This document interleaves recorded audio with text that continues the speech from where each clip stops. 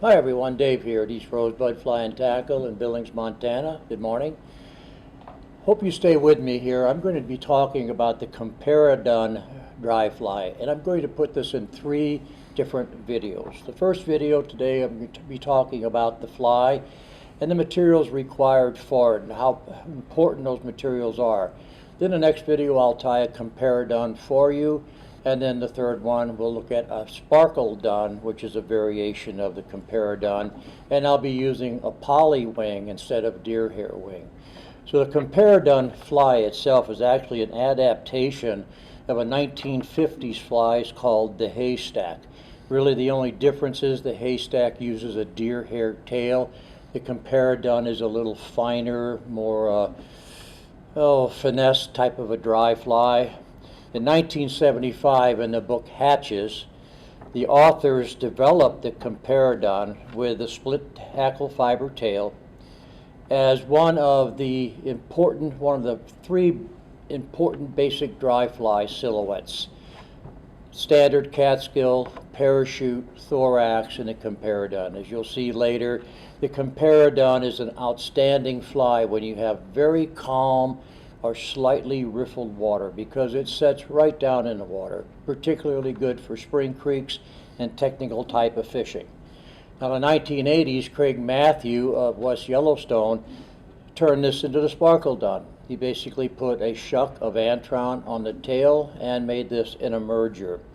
So both styles are effective at imitating a wide range of mayflies. Simply changing the color and the size of the hooks, you're able to imitate basically any mayfly at all. The real cornerstone of this fly, however, is getting the right hair for the wing. You're looking for hair for the Comparadun fly, and the hair is the most important component.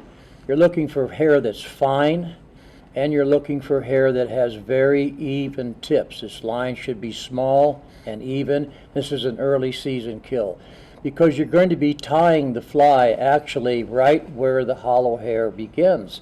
You cannot make the solid hair flare. So the length of the tips actually dictates how large or how small of a fly you can tie. The tips need to be a little shorter than hook shank length.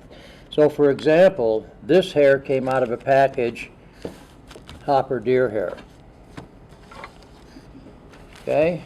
Here's some medium coastal deer hair that by measuring I can see I can tie these down to about a size 16. Not quite as narrow a band.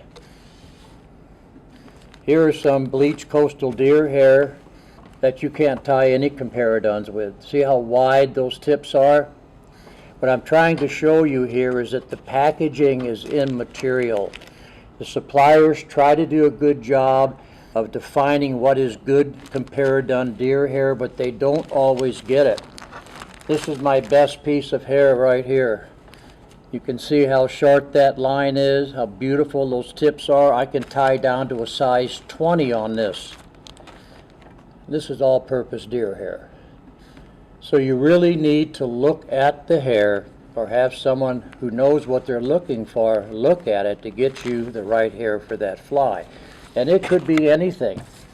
Here are some deer hawk. Now that's going to be difficult to tie with because there's not much to hold on to, but the tips are nice and short and very fine, and you can tie a small fly with this. So the whole point of this video is the hair is the most important part, and make sure you get the right hair, because you cannot make solid tips flare. I've had many customers very frustrated with that pattern, and it's actually a very, very easy pattern to tie. So stick with us on the next video, and I'll show you how to tie a Comparadun.